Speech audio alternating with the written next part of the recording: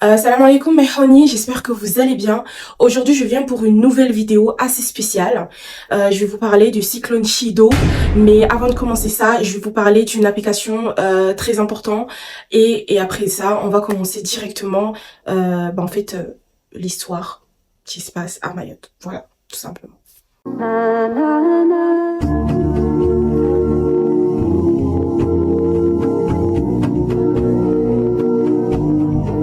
Concernant l'application, elle s'appelle Discord. Je vous mettrai la photo ici.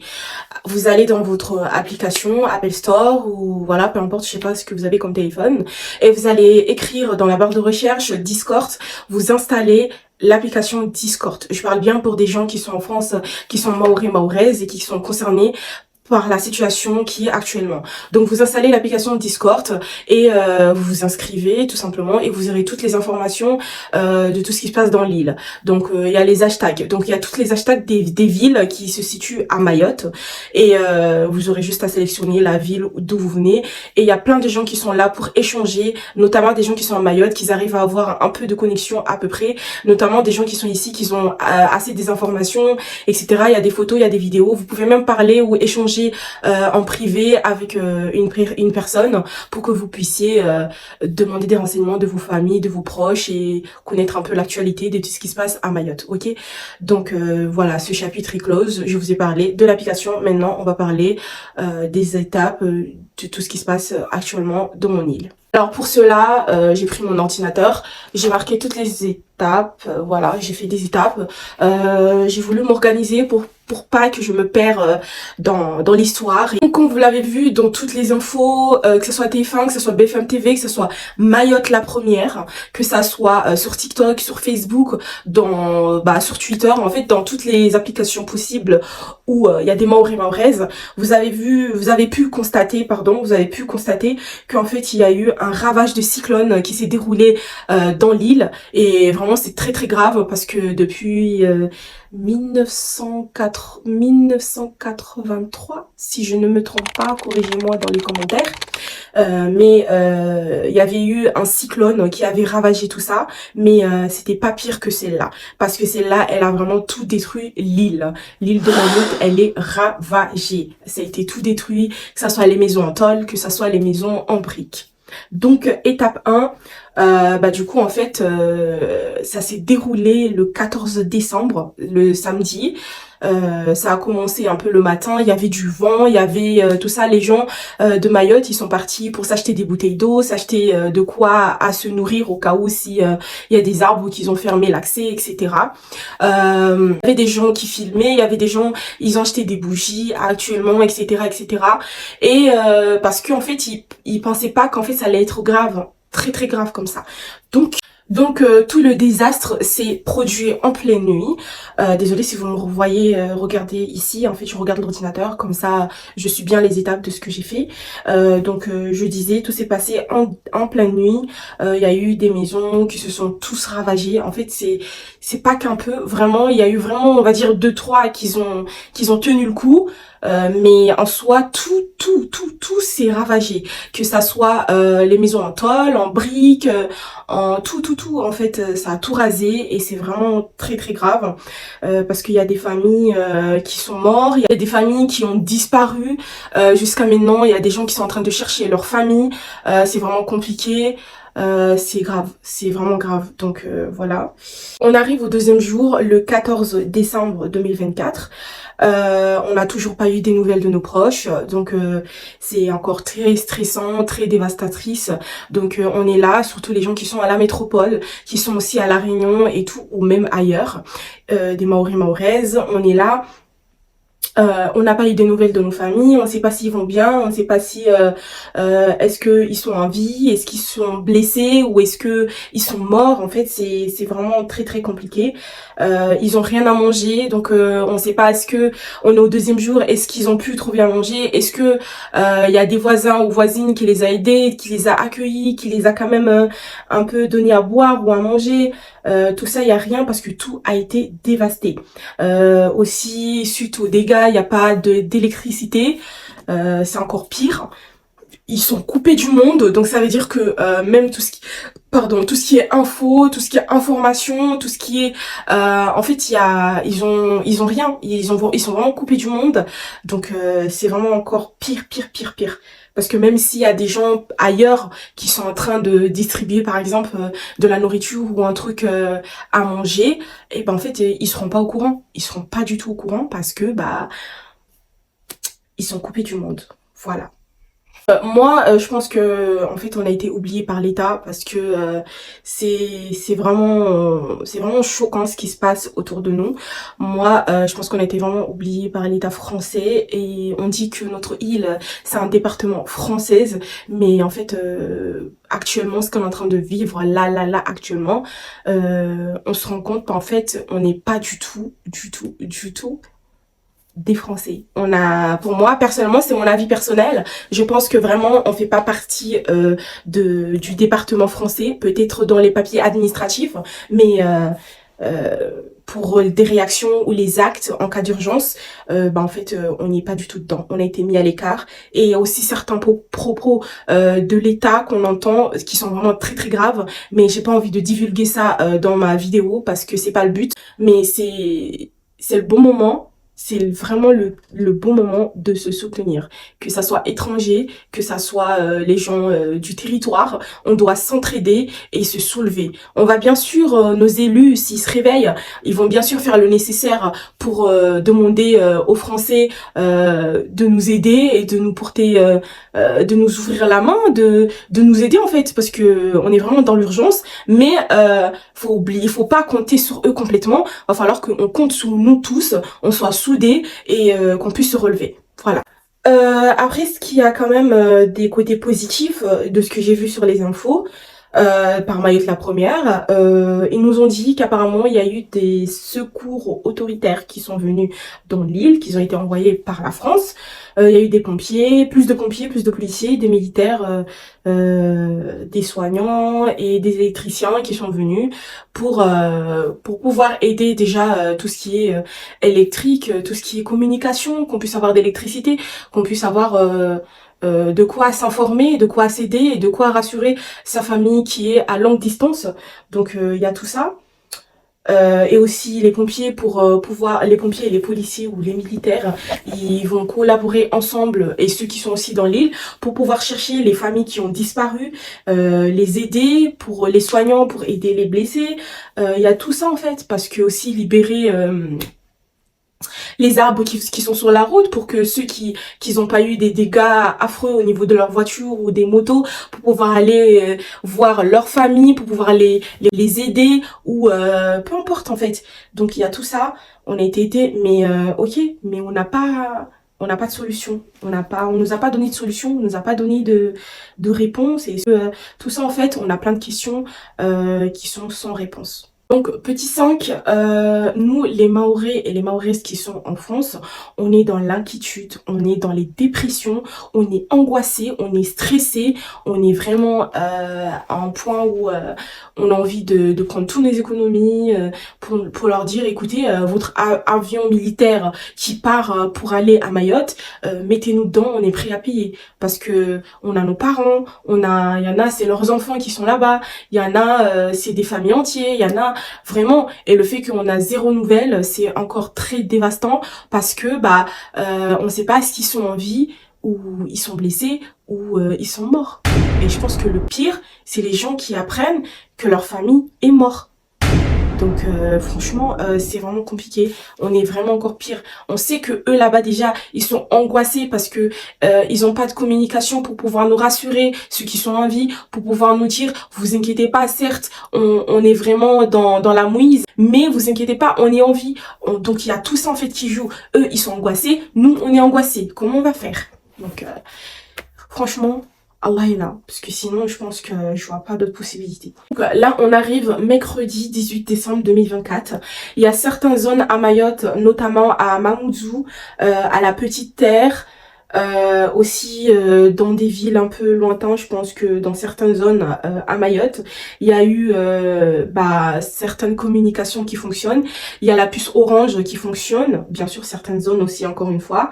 Moi, il y a eu des gens qui des nouvelles de leurs parents. Il y a des gens qui se déplacent en voiture jusqu'à Mamoudzou et qui font des snaps pour nous montrer un peu tout ce qui se passe, etc.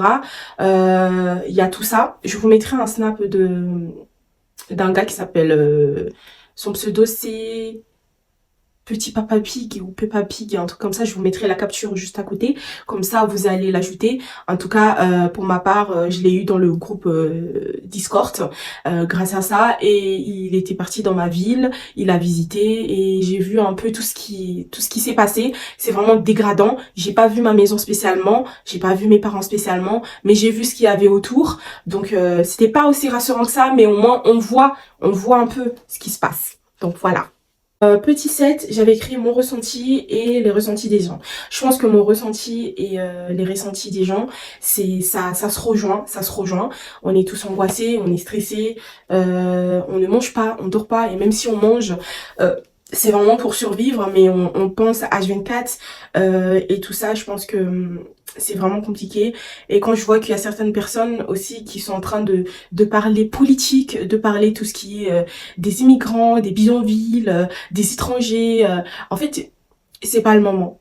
On a été créé par Dieu, par Allah, je veux préciser. Allah nous a donné un cœur. Tu peux être mauvais et diabolique comme tu veux, mais quand tu vois un humain en train de souffrir ou qui a perdu sa famille ou qui est dans une situation un peu compliquée, tu te dois au moins de l'aider, ou au moins de dire oh ça me fait de la peine. Oh ça, mais il y a des gens, j'ai l'impression qu'ils ont pas d'âme. Vous avez vendu votre âme. Clairement, c'est ce que j'ai envie de dire. Vous avez vendu votre âme. Il y a des familles qui ont disparu jusqu'à maintenant. Et ceux qui sont à la métropole, peut-être que leur famille, ils font partie de ceux qui ont disparu.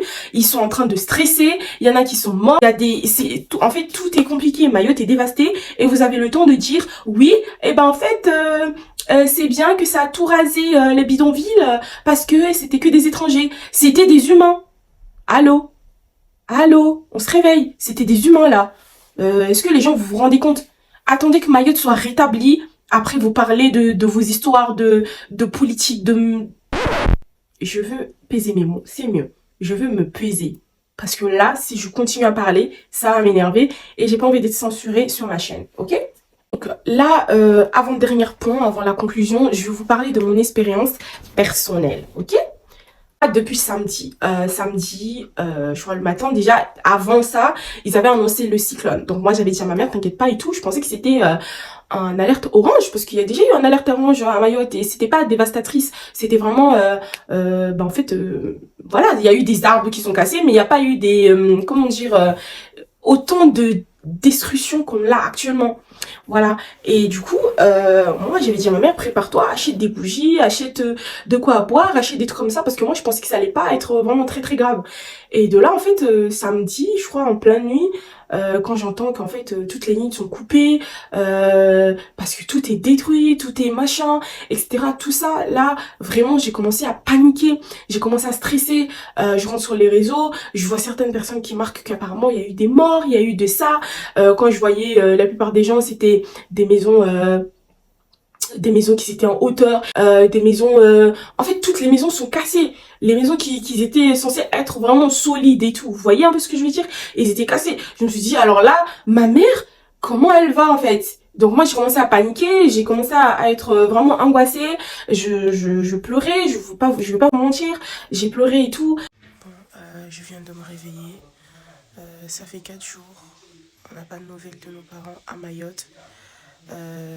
Je suis angoissée. Je me sentais vraiment mal, j'avais le cœur serré, je me suis dit pourquoi je suis pas là-bas pour pouvoir aider mes parents, c'est vraiment compliqué, ma famille, mes petites sœurs, etc. Il n'y a pas que ça, il y a aussi j'ai de la famille partout, j'ai de la famille à Chiconi, j'ai de la famille à Taranon, j'ai de la famille en Petite Terre, la Petite Terre entière, j'ai ma famille à l'abattoir Pamandzi, j'ai de la famille partout. Donc moi c'est compliqué, c'était vraiment compliqué, angoissant.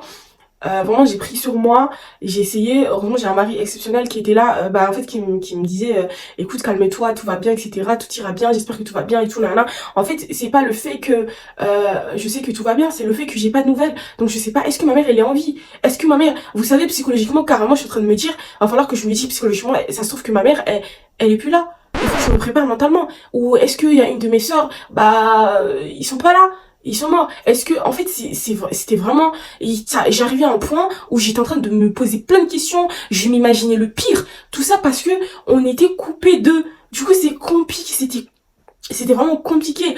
Samedi, j'ai pas une nouvelle. Dimanche, j'ai pas une nouvelle. Je voyais que les infos. J'étais là, je vous jure. Je suis rentrée dans toutes les groupes qui sont sur FB. Sur Twitter, il y avait certains groupes, il y avait certains gens qui parlaient. Et j'avais créé un groupe sur Snap et tout, Info Mayotte, s'il y a des gens qui sont intéressés, n'hésitez pas à me laisser un commentaire. Il y avait je posais des questions. Il y avait un pote à moi qui s'appelle Willy. En fait, lui, il avait eu la chance d'avoir sa maman. Elle a entendu et tout, etc. Mais c'était un bref appel. Il m'a dit force, force, force. Et moi, je dis j'ai forcé tellement, j'ai forcé, mais toujours pas de nouvelles. Ça marche pas. Je tombe directement sur répondeur. Ma mère a le laissé faire. Apparemment, tout au début, le deuxième jour, c'était les oranges qui fonctionnaient. Après, moi, je dis ma mère n'a pas orange, elle a laissé faire et free. Et free, ça passe pas du tout. Donc c'est encore pire. La personne, je crois que je connaissais personne qui avait orange. Non, non, non, du tout. Et c'est vraiment compliqué en fait. Très très compliqué. Je vivais des moments stressants. Je mangeais parce qu'il fallait que je me nourris, mais ça passait pas. Je pensais à ma mère, je pensais aux petits, je pensais aux gens autour. En fait, je pensais à tout le monde à Mayotte en fait. C'était ma mère, ma priorité, mais je pensais aussi à tout le monde. Je me suis dit putain, il y a des gens qui sont peut-être morts, subhanallah, il y a des gens qui sont peut-être... Et c'était vraiment compliqué parce que même si je pensais à ma mère, je pensais à toute l'île. Vraiment, je me dis, c'est-à-dire l'île va falloir qu'elle se construise. Parce que je me suis dit, s'il y a des maisons en briques qui se sont pétées, imagine les maisons en tôle.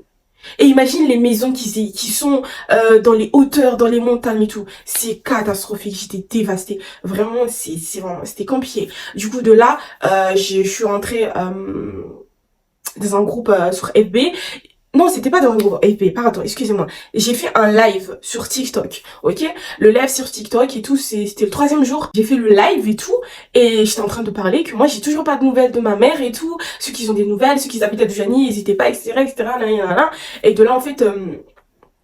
il y a des gens et tout, ils m'ont répondu, alhamdoulilah, il y a des gens, ils m'ont répondu, ils m'ont dit, écoute, on n'a pas de nouvelles, mais il y a une application qui s'appelle Discord, je t'envoie le lien, etc. Et tu vas dans cette application, et après ça, tu pourras demander toutes les questions, il y a toutes les villes, il y a tout, etc. Donc, j'ai continué le live, il y a au moins 3 personnes qui m'ont envoyé le lien en privé. D'ailleurs, le lien est sur mon TikTok, si je vous mettrai la capture d'écran de mon TikTok juste à côté, et je vous mettrai, voilà, il y a le lien sur ma page, voilà, tout simplement. Et du coup, j'ai continué le live et tout. Et du coup, en fait, on a discuté, elle m'a demandé si t'allais bien et tout, etc. On s'est donné des nouvelles. Et actuellement aussi, tout va bien pour elle aussi. Elle s'est renseignée au niveau de la famille, etc. Alhamdulillah, et tout, etc. Et après, j'ai coupé le live et je suis partie installer l'application Discord. Et je suis rentrée, j'ai vu, il y avait v'là les informations, v'là les vidéos, etc., etc. Je vous laisse observer les vidéos.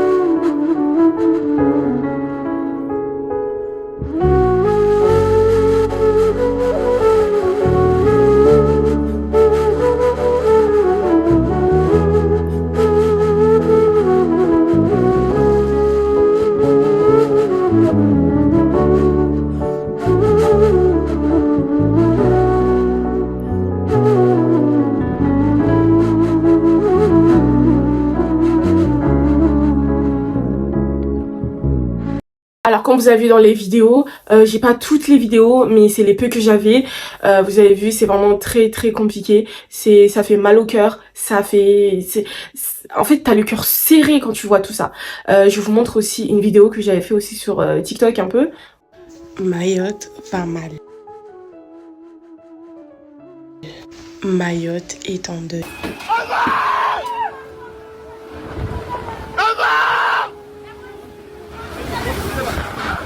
Hey, hey!